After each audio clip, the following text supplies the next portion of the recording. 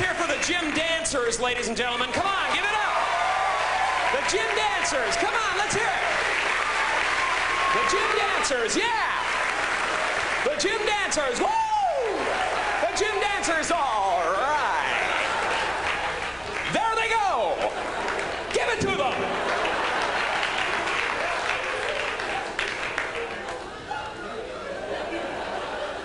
Well, good evening, ladies and gentlemen. My name is Jim Carrey, and how are you this evening? All righty then. I grew up in Canada.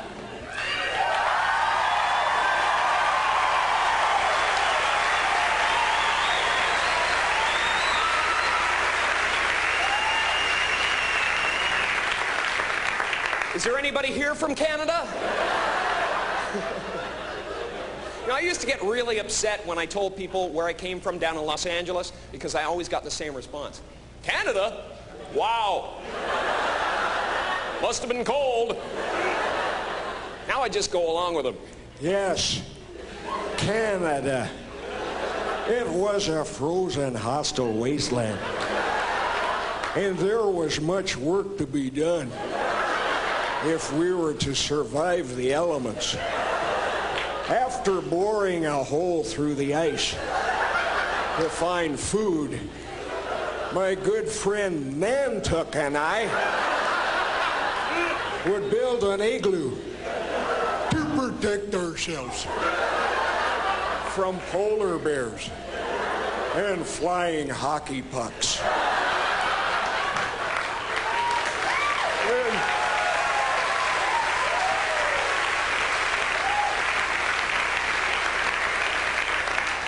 Then we would drink a lot of beer.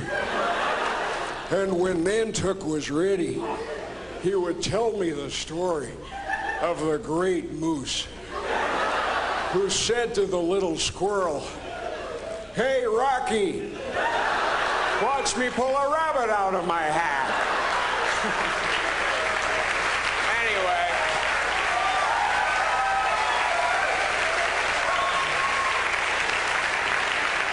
Anyway, I'm here tonight and I feel good. Really good. Excellent. Super. I just want to go.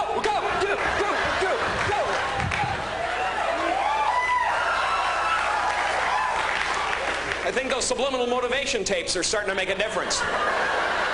Yeah, that's right. I listen to motivational tapes. Think I want to get stuck in this dead-end job? No, sorry, not me! I want to do something wonderful. I want to be one of those gospel singers on the PTL Club. Because those guys are just happy no matter what. I think I saw him on the hill the other day. I think I saw him when I watched the children play. But when I opened up my voice to sing him praise, he ran away, ran away. Only my singing made sweet Jesus run away. I did not have to wait for judgment day because my singing made the good Lord.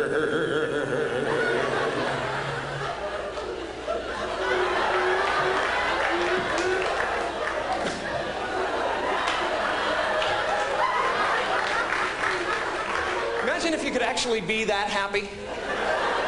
That would be powerful, man. People would be tunneling under the street to avoid you. They'd go, oh, man. Is that happy guy still out there? Honey, looks like I'm gonna be late again. No, it's the happy guy. He's right beside the car. I can't get near it. Of course, if I wanted to be that happy, I'd have to forget all of my problems. And the only time I forget all my problems is when I'm right smack dab in the middle of a sexual orgasm. So I have them as often as I can. I'm having one right now. Ever have one of those really smooth orgasms? Turns you into Elvis? I think that's how Elvis got that way, actually. But that's my only escape, you know? Sure, I could go on a vacation, but I'd still be thinking about what I got to do when I come home. See, to me, an orgasm is like a mini vacation. But it's better because you can't think about anything when you're having one. Oh man, I'm way behind in the rent and everything.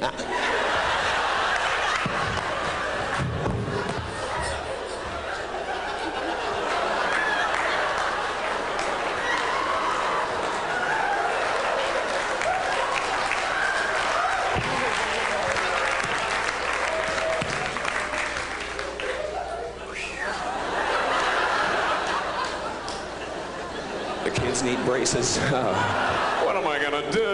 And you're right back into the pain of life, you know? But for 30 seconds, man, you're free. All you can think about is, what the hell am I gonna grab onto? And gee, I hope the person I'm with doesn't do anything stupid like move. You ever been with somebody who wanted to just keep on moving? I used to keep a brick under my pillow for people like that. It's over, let it go!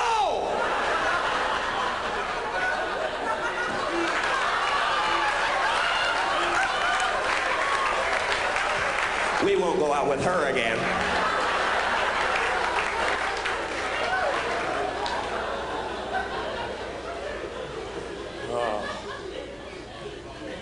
That's the only time. That's the only time I'm really, truly free. The rest of the time, I sit around and I worry about the stupidest things. Just stupid things, ideas. Like, what would you do if you found out your mom and dad went to hell?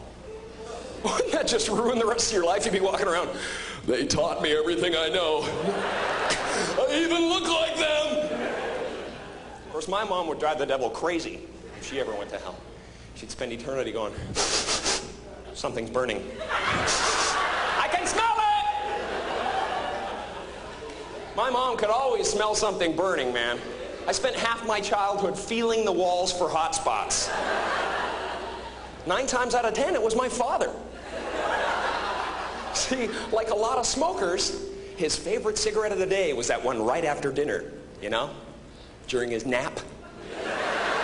Fun watching him wake up, though.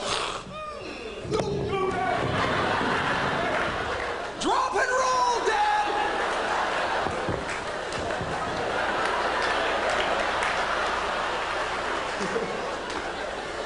I just worry too much, though. I don't know.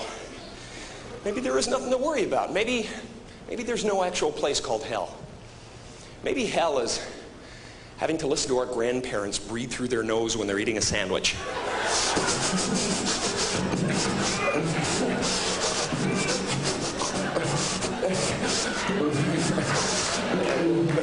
Get that humming thing.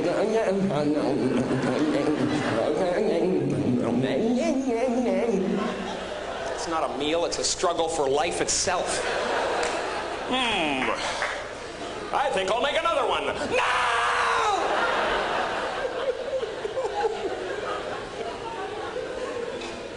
We'll be good. Here's a scary concept, though. Getting old.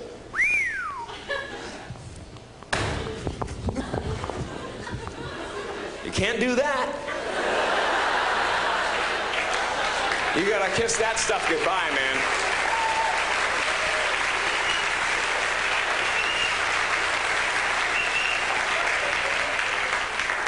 I just want to keep challenging myself, you know. I don't want to become the reminiscing guy. You know, people run into at bars and stuff. Can always tell how boring their life is by how far back they have to reach for glory. They're like,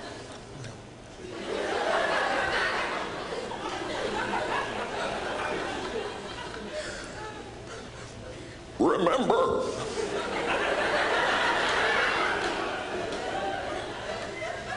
Remember how fast I used to be when I was a sperm?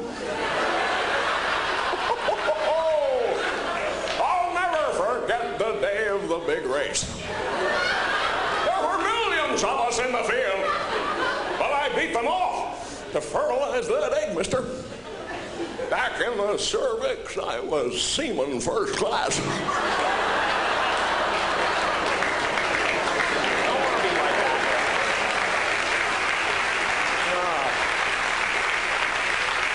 See, for For me, Jimmy Stewart is the kind of guy that I'd love to be, man.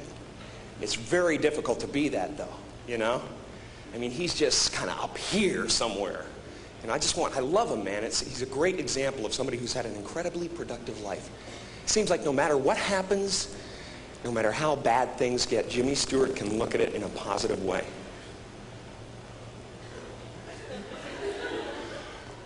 Well, I guess we're going to have ourselves a nuclear holocaust. Well, hey, everybody, come on over to the window.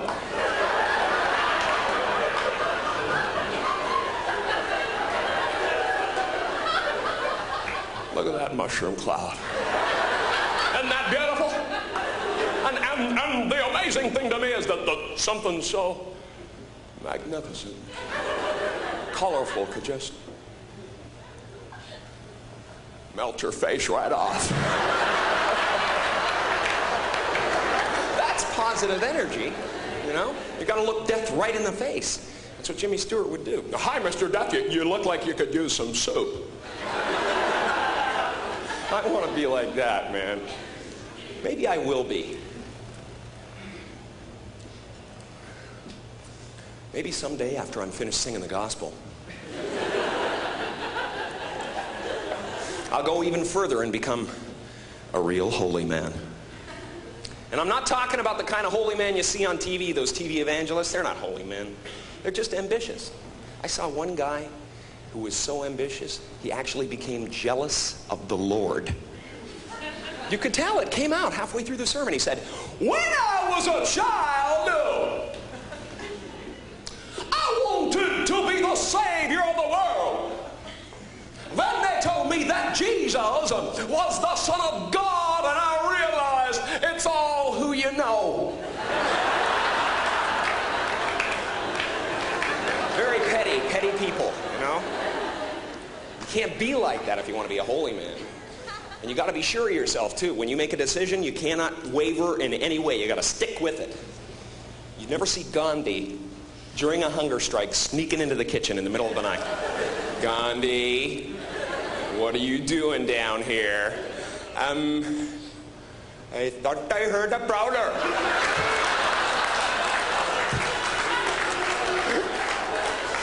And I was going to hit him over the head with this giant bowl of potato salad. He would never put himself in that position, you know?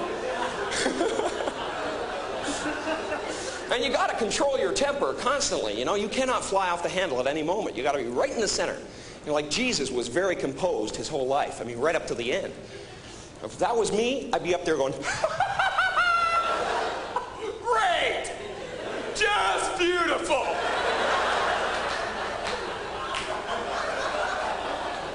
You guys are gonna get it.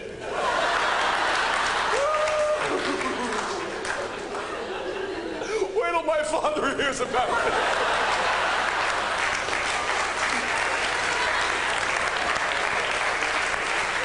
That'd be a whole different book, man.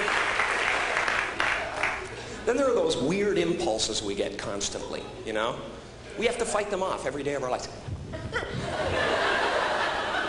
Those mad little impulses that we get, and everybody gets them too. Like you'll be with a friend, it could be your best friend in the whole world, he's standing about 2 feet away talking to you, and you're thinking, my goodness, I could just fire out and hit him right now. He would never expect it. See, madness is never that far away. It's as close as saying yes to the wrong impulse. The people who stay sane are the people who can make those quick decisions. Should I stick my fingers into the fan? Or leave the room right now? Should I run the blade of this razor across my tongue? Or just finish shaving and move away from the sink? Come on, you're right there. You just go,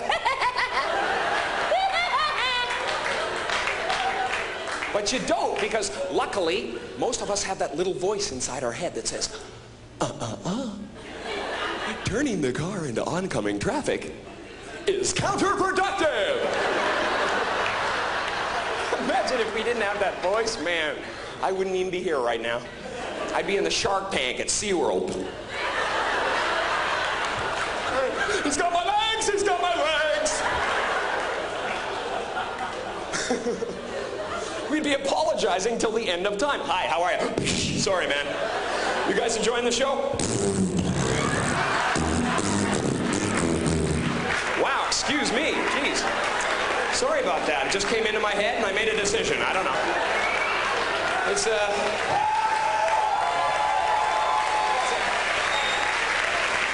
I hate to turn my back on the audience, I really do. I think 9 out of 10 of the worst impulses we get, though, are when we're behind the wheel of a car, you know? That's why I don't think it's a good idea to carry a gun in the glove compartment. Because chances are, if it's there, sooner or later, you're going to use it. Of course, then again, what are you going to do if somebody cuts you off on the freeway? Just let them go? You pretty much have to shoot them, you know? Otherwise, they won't learn nothing.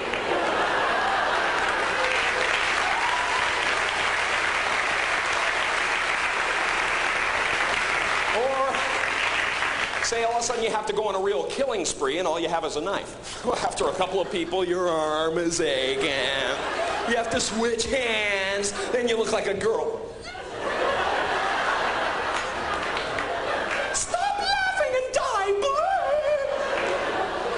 That kind of aggravation, man. And there are automatic weapons on sale. That's why a lot of my friends are taking martial arts classes and stuff like that, which I think is a really good idea. Anybody into martial arts here? Come on! Right now, baby! Yeah! Just try to penetrate the crowd set.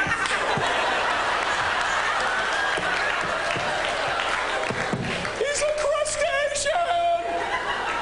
Somebody get some boiling water! I think it's a good idea to know how to defend yourself, though. I really do. I just wish the people who took martial arts would master the technique before they go around showing it off. Because it's really annoying when they come up to you and go, "Hey, man, I just learned this incredible new move in karate today, but you gotta come at me like this."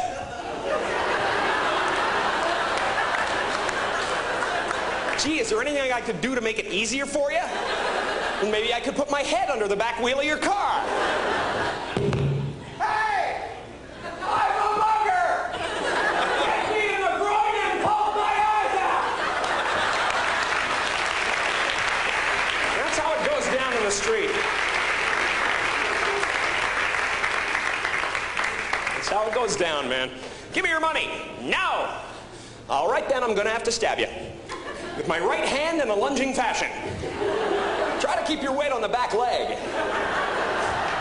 What world is this? What wonderful world. Gee, he does it all.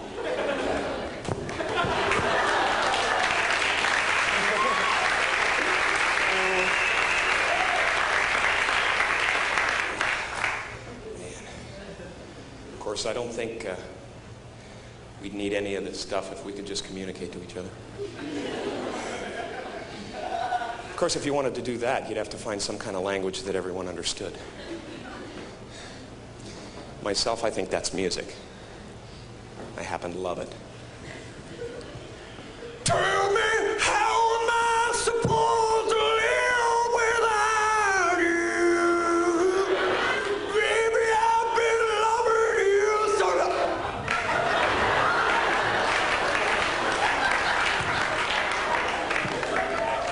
What happened to him? I don't know. He tried to sing like Michael Bolton and something just popped in his head. That guy tries really hard, doesn't he? No, he puts a lot into a song. Come on. He is 99% effort, that man. Certain morning sun, God, I'd hate to go to one of his concerts. By the end of it, he'd have a big bubble on his head. They want an encore. Cut me!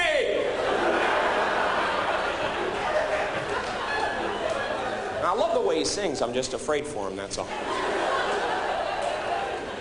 And we should open up the parameters of the music we listen to.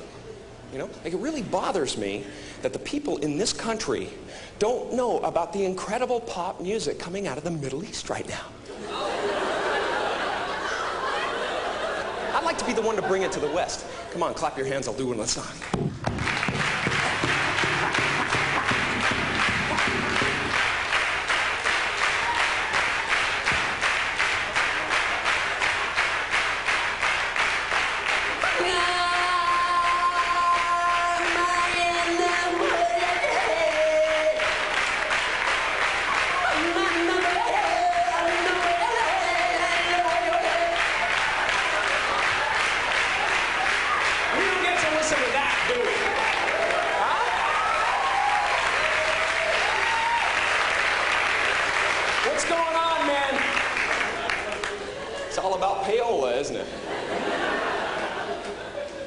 We should try to put ourselves in their shoes for a change.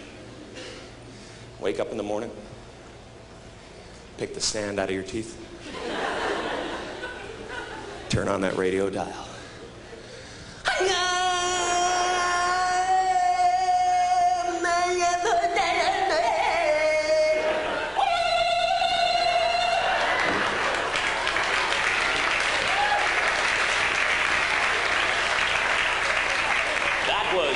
Hottie Bob by Cool Abdul. Coming up next on Livia Rap, DJ Jazzy Mahachnubar and the Fresh Rafsan Johnny.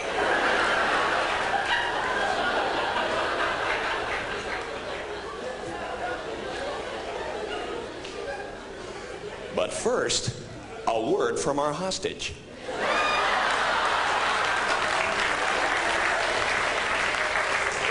They mean business. Send more guns.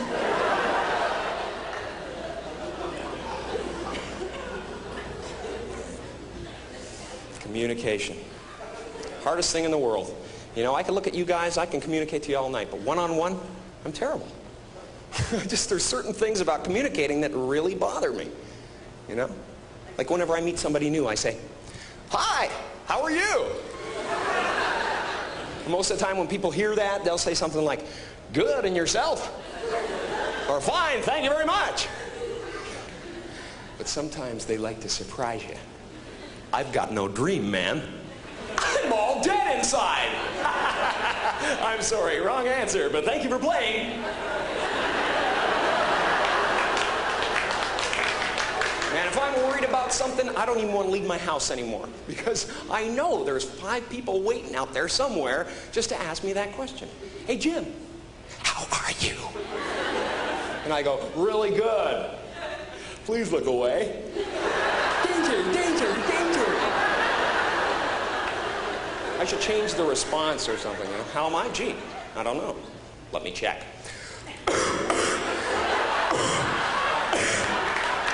I'd like to do a few more tests.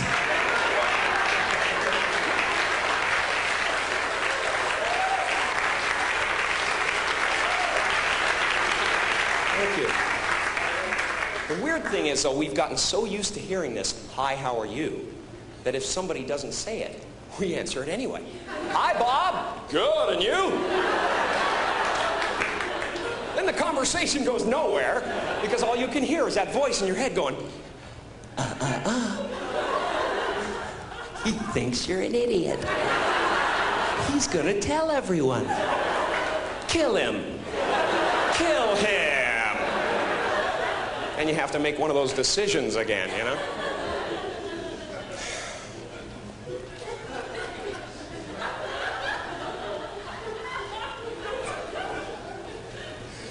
See, I think body language is the communication of the future. For instance, if you stand like this, it means, "Hey, girls, I'm single, and I have a curvature of the spine." You gotta put it out there, you know? And guys, seriously, the walk is everything. The walk is the most important element. If you want a whole room full of ladies to know what you want, without them getting the wrong idea, walk into a singles bar like this.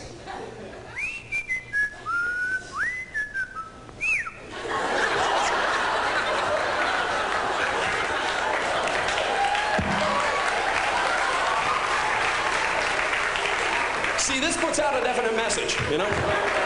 It says, listen.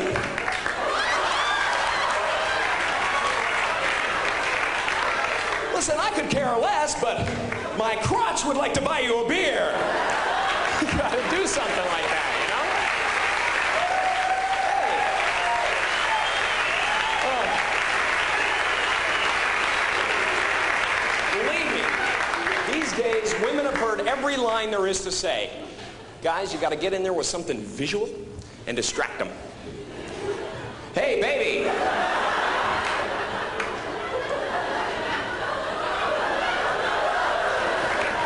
Come here for a second.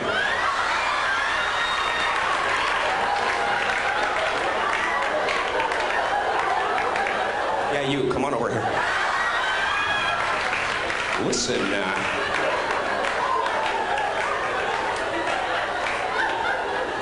listen, do you find it unusually windy today?